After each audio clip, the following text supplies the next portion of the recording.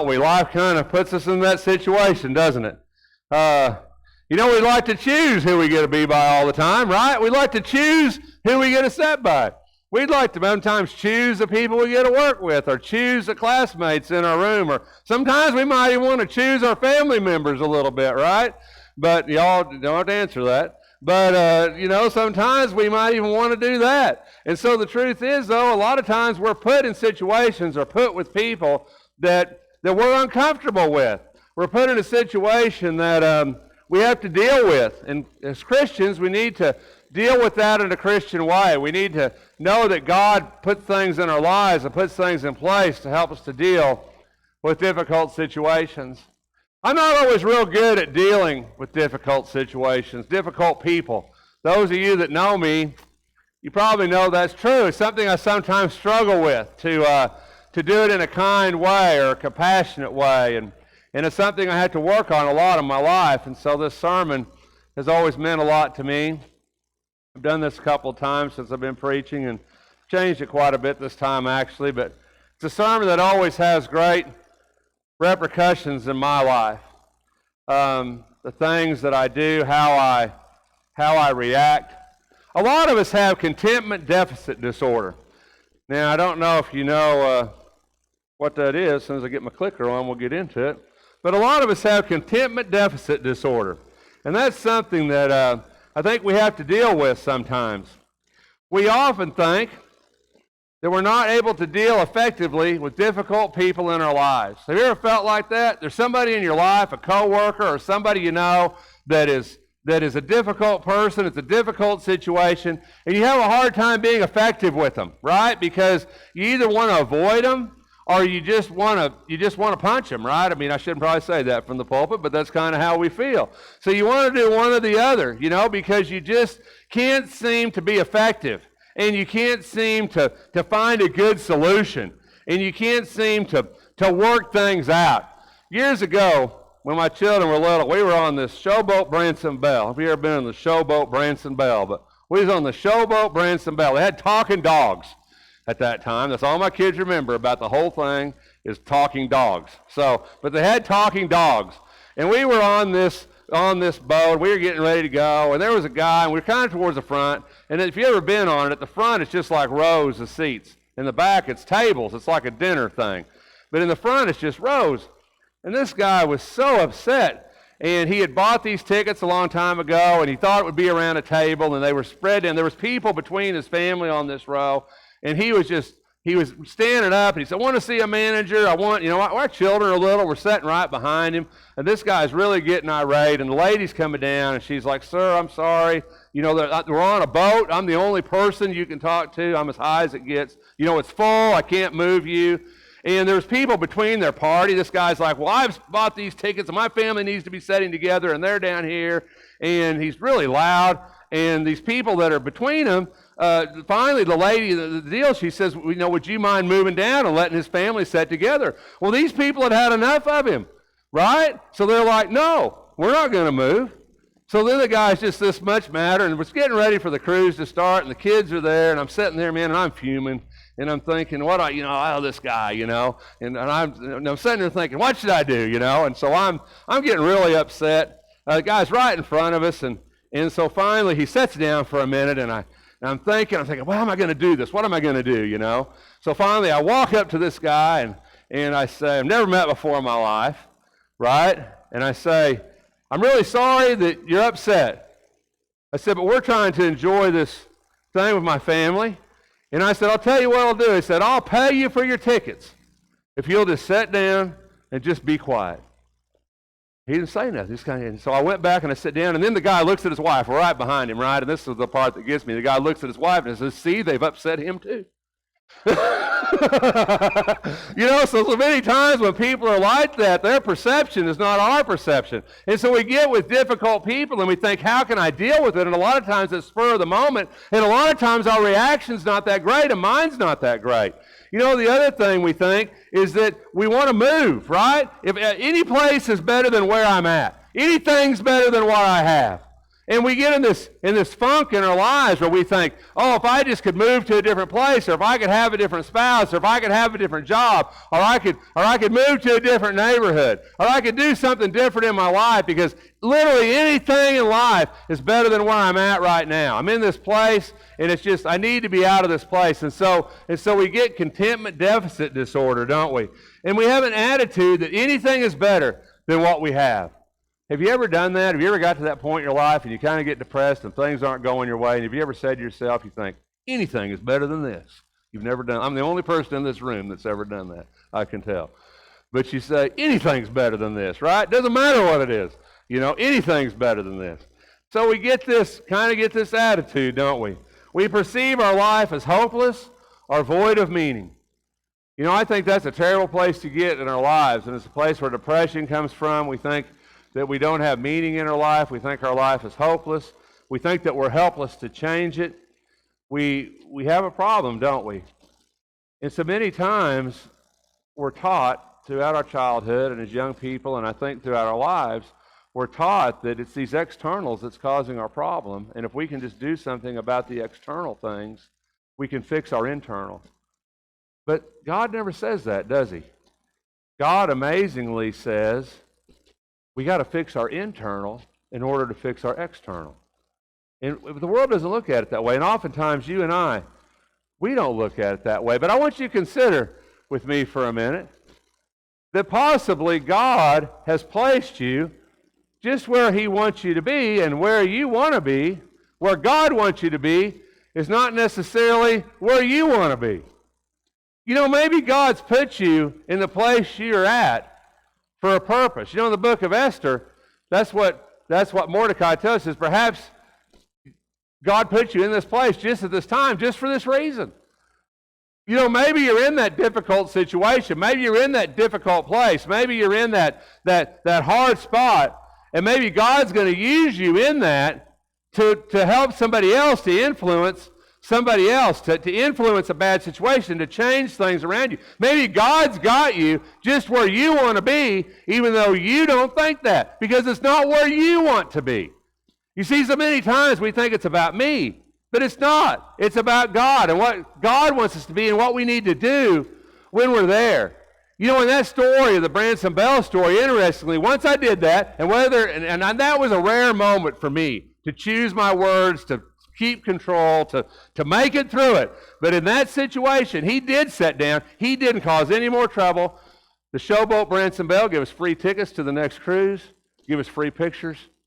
Hey, all worked out, right? Maybe I was just where I needed to be at the right time to do that. And I'm glad that it worked out, because so many times in my life, that hasn't been the case.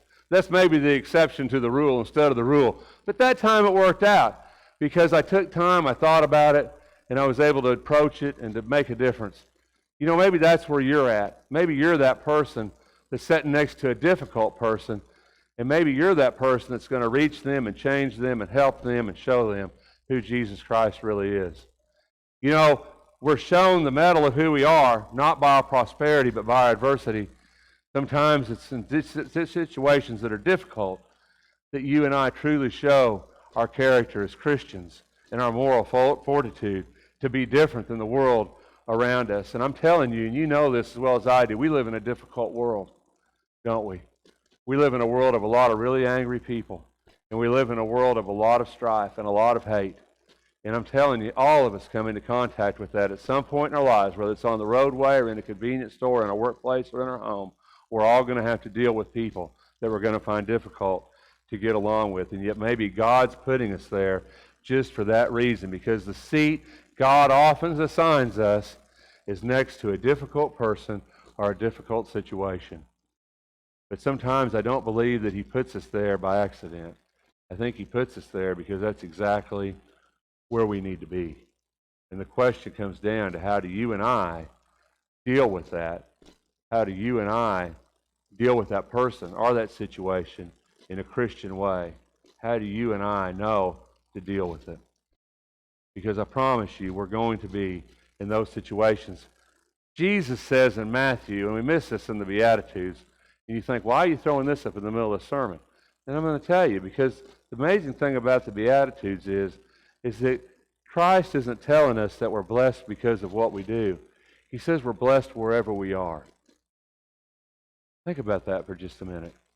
You know, there's been places in my life when I was in a difficult situation or something I didn't want to be or having to deal with something that I didn't want to deal with. There's been times in my life, as the Beatitudes say, that I was in grief, that I was in mourning. There's times in my life that I had to be a peacemaker. When I was a child, I always thought I was a peacemaker between my mom and dad. Whether or not that was true, I don't know. It didn't work out so well for them, maybe not. But I always thought that was me. But the amazing thing about what Jesus says in the Beatitudes is that we're blessed. Jesus blesses where we're at. That we don't have to be that way to be blessed, but that we're blessed regardless of the situation we're in. We're blessed regardless of what's going on in our lives because God pours that blessing upon us. And as Christians, you and I need to consider that sometimes. When we're really down and things aren't going our way, or around people that don't get along with us, or maybe we don't get along with them, and we need to think, we're that peacemaker. Blessed are the peacemakers. There's a promise for them. Blessed are those who mourn. Blessed are those who hunger and thirst for righteousness. Blessed are you, wherever you're at in your life. Blessed are you because you're a Christian, because Jesus Christ loves you. You're blessed in that situation. You might not feel that blessed, but the Bible tells us that we're blessed in that. Wherever we're at, we're blessed in that. And so you and I need to remember, number one, first and foremost, that regardless of what's going on in our lives, regardless of how bad it is, that we're blessed because we're children of God. And that God is going to bless us in where we're at and what we do and how we handle that. We're going to be blessed in that. That's a promise God gives us. And we need to remember that. You know, so many times people look for God. They say, well, I don't feel God.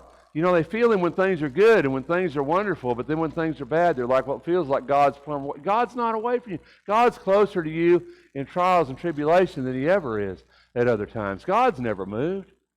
God doesn't move. He's right there with us in these situations, in these times, and it's His strength you and I need to rely on. It's His wisdom and His words that you and I need to rely on in order to get through difficult things.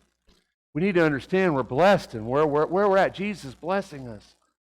And that blessing He's giving upon us, He wants us to bless others with that. Yet how many times in a difficult situation, instead of blessing that other person or helping that other person or helping that situation, do we just become part of the same problem? Do we just become part of the same problem, the same issue? We become the angry one. We become the one that's difficult to be next to, don't we? We walk in with an attitude when we go to work in the morning. We're already primed, right? I don't want to work next to that guy. I was looking forward to this. You know, I'm going to be today, you know. We're already mad. We're mad before we walk in the door. How many times with a spouse or husband or wife, you ever get in those arguments where you don't even want to go home, you want to walk in the door because you know you're going to get right into the same thing? Right? And you're part of the problem because you're going to say the same thing and they're going to say the same thing and you're Groundhog Day. You're going right down the same path. You're not part of any solution. You're just becoming part of the problem that's going on. You know, if we want to change it, we got to change us.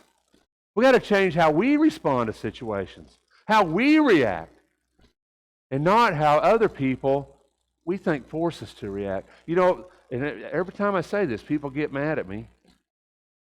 But you know, there's that statement where He says, you sure make me mad.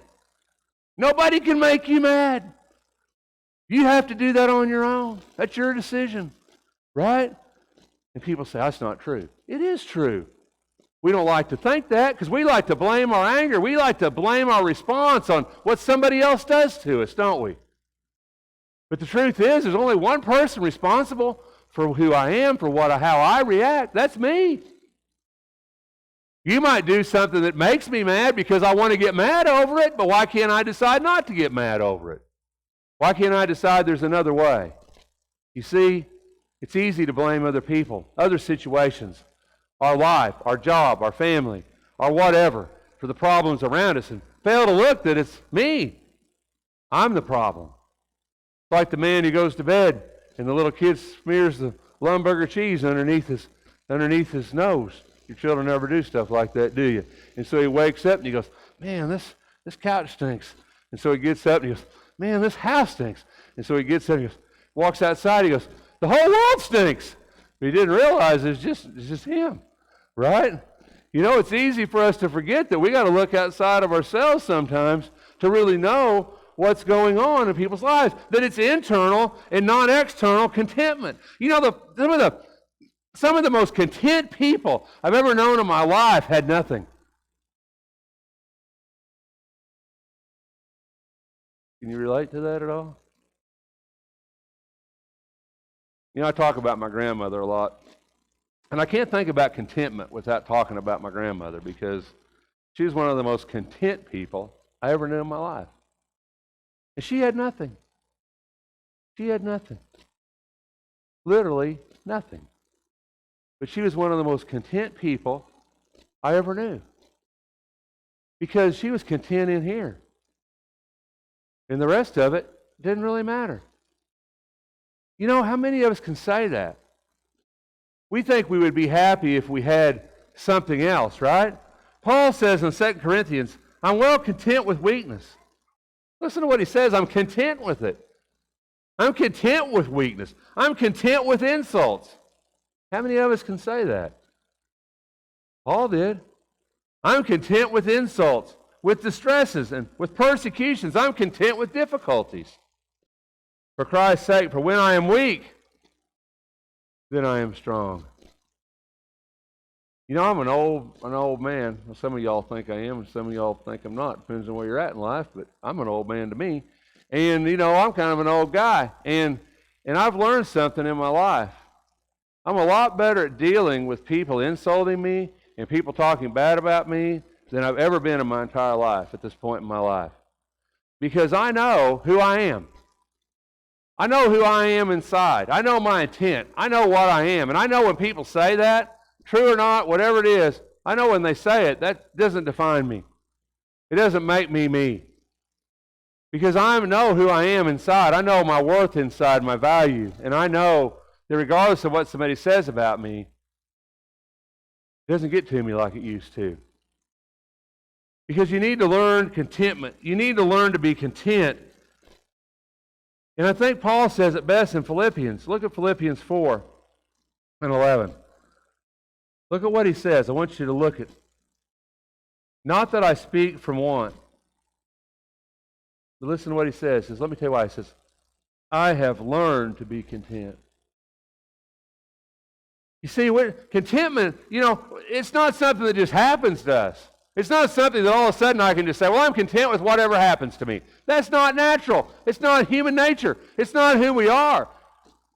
But it's something we can learn to do. I can learn to have contentment. I can learn to rejoice for other people. I want to throw that one out there for just 1 minute, because I think that's a real sign of contentment in your life. When something happens good to somebody, are you really happy for them? Or do you think, why don't I have that? Why couldn't that have happened to me? Why do they get all the breaks? Or can you really be happy for them?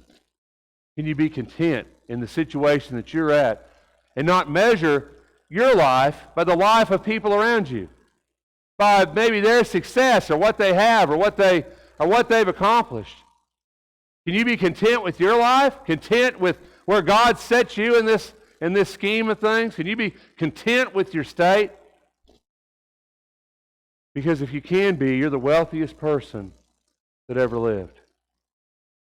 My grandmother was the poorest person I ever knew on this earth, physically probably. But she was the wealthiest person I ever knew. You know why? Because she didn't base her wealth on what she had. You know, there's 2 ways in life to be wealthy. Right? Have a lot more stuff or desire less. Well, the world tells us we just need to have more stuff.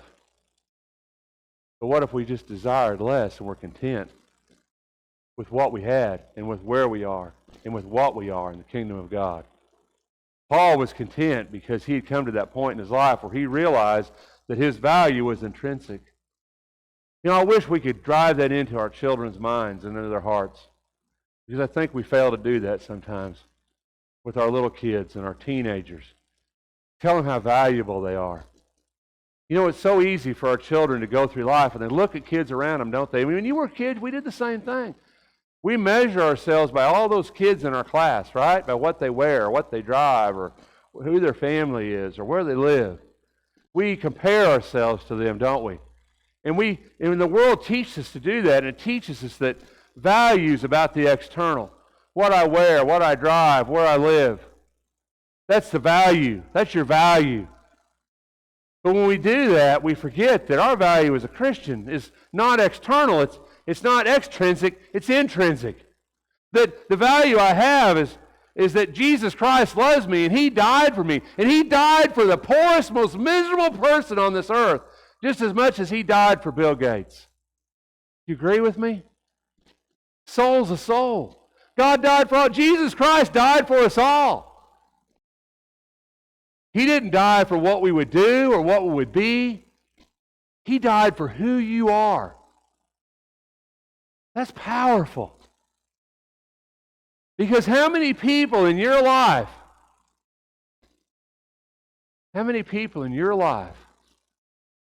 love you for who you are? I really like you to ask yourself that question. Not for what you can do for them, not for how good of an employee you are, or what you can do for them to help them. How many people in your life love you just for who you are? They don't want anything from you. They just love you because they love you. People like that, you don't hold on to those people. Because they see what Jesus Christ sees and what you and I should see in each other. Is that our value is not extrinsic. Our contentment is not extrinsic. Our value and our worth come from inside of us. Come because Jesus Christ died for us, because He loved us. If the Son of God can die on a cross for you, what are you worth? A lot. You were bought with the precious blood of Jesus Christ. You were redeemed, bought back because of your value.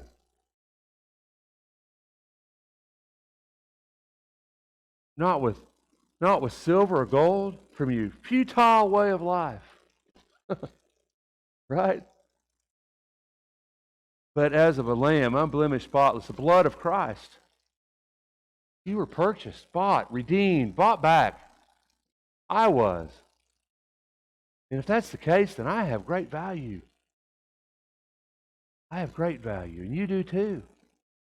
And when you're in those situations and you're feeling down and depressed and lonely and left out, and hurt, just remember that Jesus loves you. He died for you. You have value within you that nobody else can see but you. When we start to put these things together, it gives us power in difficult situations. And isn't that really what we want in a difficult situation? Just be honest with me. If you're in a situation with somebody that's really difficult and really out of control, you really want to have power over that situation, don't you? I do. You want to have power over that. You don't want to be powerless against it. And so we try to achieve that power in a lot of ways. By anger, or by maybe insults or skepticism. Maybe we try to leverage other things. We try to be in power. But you and I need to understand that because we're Christ, because of the strength of Jesus Christ within us, we are in a position of power. But a power in a positive way to make a positive change in people around us. Why is that person next to you so difficult? What's going on in their life? What's happened to them? Why are they bitter? Why are they angry? Have we ever took time to find that out? Or do we just add to the problem? Do we just make the assumption that they're just normally that way and fail to realize that maybe you're the person that can reach out and break through that and become the person they need to talk to in a difficult time? Brethren, you and I as Christians have responsibility to be that kind of person. Because there's three great myths in life, and I'm going to share them with you this morning, I think, when it comes to this issue. There's three great myths, and all of them are biblical. The very first one, and I see this all the time in marriages, in relationships, people say, If I could be with someone else, I would be happy.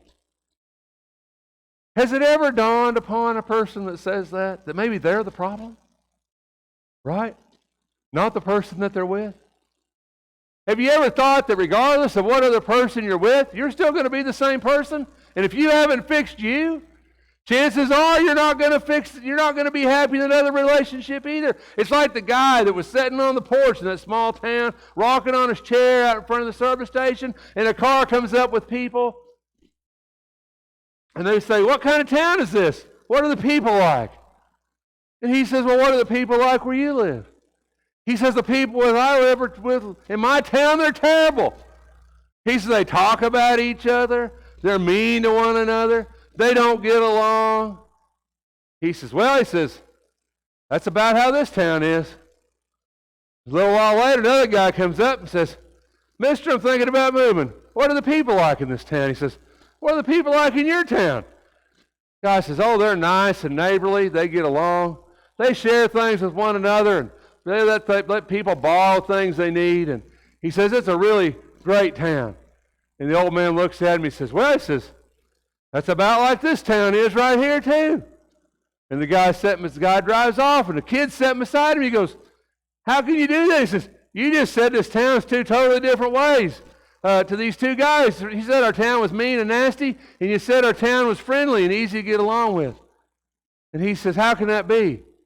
And the old man says, "Son," he said, "Old man," he says, "and I'm telling you," he says, "this town will be whatever you bring to it."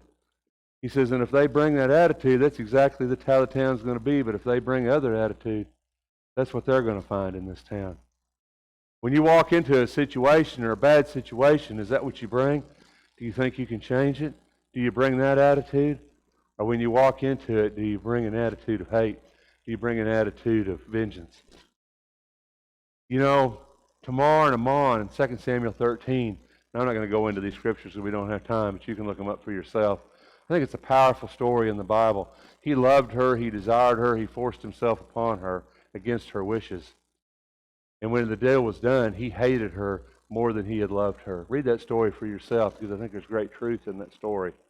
Sometimes we desire stuff so much in our lives and we think if we could just have that person, we would be happy. And yet when we get that person, we sometimes hate that person more than the one that we had before. A situation, we hate that situation more than the one we were in.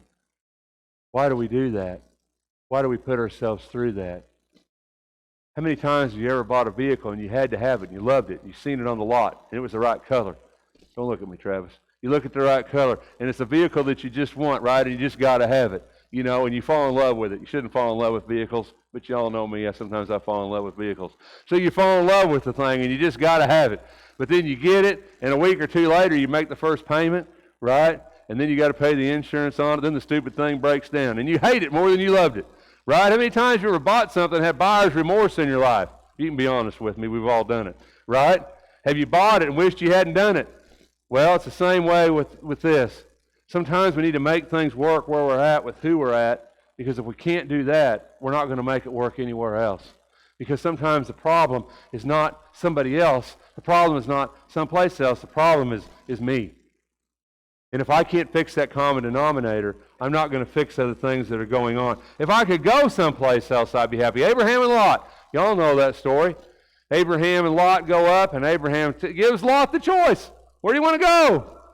Well, Lot's kind of a selfish little booger, right? So he takes the nice fertile valley of the plain to go raise his, leaves poor old Abraham up on the mountaintop with all the rocks and stuff. But in the end, who turned out for the better? It wasn't Lot. Lot, Sodom and Gomorrah got destroyed, and Lot's wife was turned into a pillar of salt. You know, even though he desired that and said, if I could go someplace, I'd be happy, in the end, that wasn't how it turned out. You know, a lot of times in life, I always thought that. If I could go someplace else, I'd be happy. But the truth is, if I'm not happy where I'm at, I'm not going to be happy anywhere else.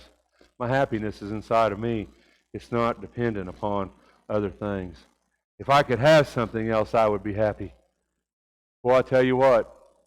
People who sell things, they love this, right? People who run clothing stores, this makes them ecstatic. People who sell cars, they're all about this business, right? Because isn't that what the world tells you? Isn't that what every advertisement you see on TV tells you? Isn't that what the world tells you? If you could have this, you'd be happy. You'd be as happy as that person in that picture. Happy as that person in that advertisement, wouldn't you? It would make all your dreams come true. If you could just have this, it would solve all your problems, wouldn't it? You'd be happy. They tell you that on TV all the time. They try to sell you stuff all the time, saying if you had this kitchen appliance, you'd be a joy to work in the kitchen, right? And so you got all them things, but it's still not a joy to work in the kitchen. Or not to me anyway. So the truth is, is that they lead us on with that thing. The wisest man that ever lived, right? Solomon in Ecclesiastes, he says what? The preacher says, vanity of vanity. All is vanity. You know what Solomon said? He says, I've had it all, I've done it all, I've seen it all, I've lived it all, and at the end of the day, none of that really made me happy. None of that really satisfied me. Why? Because I probably wasn't that happy to start with. You know, brethren, you and I put a lot of dependency upon the things the world shows us on happiness and on contentment and on getting along, and we fail to look at what God tells us about it.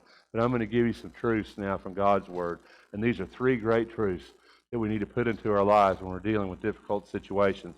The one thing is godly contentment is internal, it's not external. I don't care what you think. Nobody can make you be anything that you don't want to be.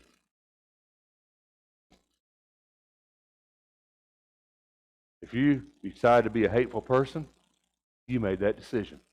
Nobody made you hateful. You decided to be that way. If you're going to be cynical, skeptical, critical, you decided to do that. Nobody else. Godly contentment is an internal thing. You know, my grandmother, I was talking about my grandmother, but I'm going to tell you this real quick story because I just got to tell you the story. Anyway, so my grandmother, she takes in my Uncle Bud. It's a long story. My Uncle Bud can't take care of himself. My grandfather's been gone for a long time. It's his brother. He comes to town, and nobody will take care of him. His kids won't take him. Nobody will take care of him. So he comes into my grandmother's house, and grandmother says, Bud, she says, just move in here with me and stay with me, and I'll take care of you. I'll do your laundry. I'll fix your meals. I'll take care of you. Well, of course, Granny, she's 80-something years old by this time. Bud's probably close to 90. And Bud looks at my Granny, Lorena, and he says, Elena, he says, could never live under the same roof with a woman I wasn't married to. Well, my grandmother, she knows he needs to be taken care of, so what'd she do? She marries him. Moves into my grandma's house. She takes care of him, gets a little bitty Social Security check. That's all he gets. Family doesn't want him. Kids don't want him. Anyway, so she's taking care of him. One day, I'm just a little kid. I'm about 8, 9 years old, maybe 10 years old. So I'm in the living room one day at my grandmother's house. And his kids lived in California. And they called Grandma on the phone. This back in the days of long distance, when you used to pick up the phone on the wall, right? And so they called my grandmother on the phone, and I could hear this girl screaming at my grandmother. And she's telling her, she goes, you're just a gold digger. You're just keeping my son, or keeping my dad because you want his money. We wasn't getting a little bit. My grandma's waiting on this guy hand and foot all day. This is just a marriage of convenience. They live in separate rooms. She's just taking care of him, letting him live under her roof. She's yelling at my grandmother. She says, you're just taking advantage of him. You're taking his money. You just want him for his money. And I'll never forget this. This has stayed in my mind. I was 10 years old. I'm an old guy now, right? But this stayed, and so finally, she gets done, and Grandma hangs up the phone, and my grandmother looks around, and she goes, bless her little pea-picking heart. She just doesn't know. And I'm just thinking, how can you do that after you've just been screamed to on the phone and accused of all these things that aren't even true? And yet Grandma turns around, and she's like, bless her little pea-picking heart. People used to say pea-picking. I don't know what that means, but she says, bless her little pea-picking heart. And that's always stuck in my head. She could have just responded bitterly. She could have responded in anger. She could have responded in hate. But my grandmother knew the truth. She knew who she was. She knew who she was in God's kingdom. She knew what she was doing. She knew perfectly what she was about. Those accusations and that screaming didn't mean anything to her because she knew they weren't true. Because she knew the value of herself, and she knew what was in her. And so when she got off the phone, the only thing she could say, being my grandmother, was, bless her heart, she just really doesn't understand. The truth is, we need that internal bit within us to be able to do that. The next truth is, the only things you truly keep are the things you give away. We're a people of amassing things our whole lives. We're a people of gathering. And we're brought up that way from the times we're children. Our parents teach us that when we're children, and we teach our kids that, and it's unfortunate. But we do that, and we teach them that life's about what we have and our stuff. And we're a people that wants to gather up and gather up and gather up. And we have, and if you're like me, I have stuff in my attic that I literally have not seen in 20 years. I'm sure I don't need it, right? I mean, you've got storage buildings in this town. This town's full of storage. How do people store that much stuff? It astounds me. How many storage buildings are in this town? 5 million? You know? And the truth is, people are renting them all the time, and they lock stuff away in there, and they leave it for years, and they never open it. What's the value? You know, the truth is, brethren, what we really keep is what we give away. The things that are going to matter in the end are what you give away, not what you have when you die, what you give away. We need to remember that in our lives, because that's a biblical principle. You are the only sermon most people will ever hear. You know, most people aren't going to step in this building and listen to it. I wish they would.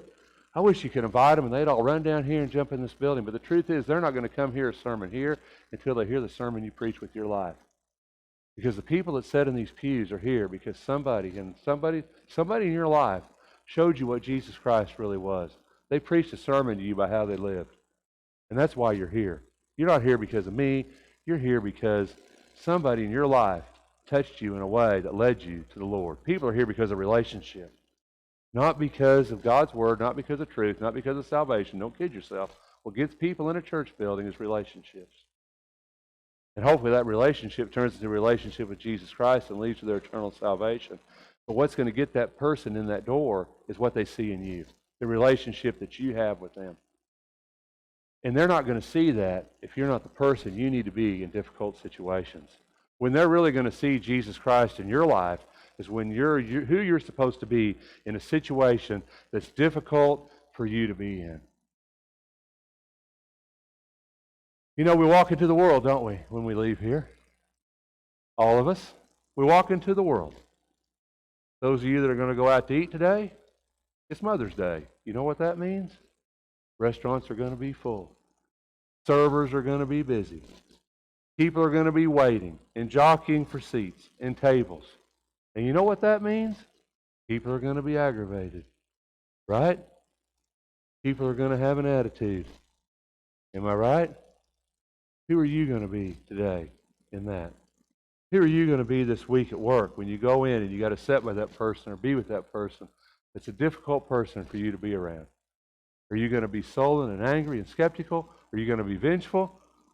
Are you going to show the power of Jesus Christ? How are you going to be in your family today and with your wife and your husband and with your children? Are you going to demonstrate the love of Christ to them?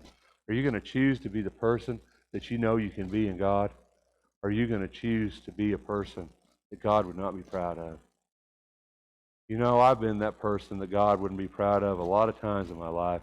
I've had to sit, I think, in my life in some really bad situations. I love my little coffee cup guy. I've used him in like 4 sermons. And sometimes that's just how I feel. Right?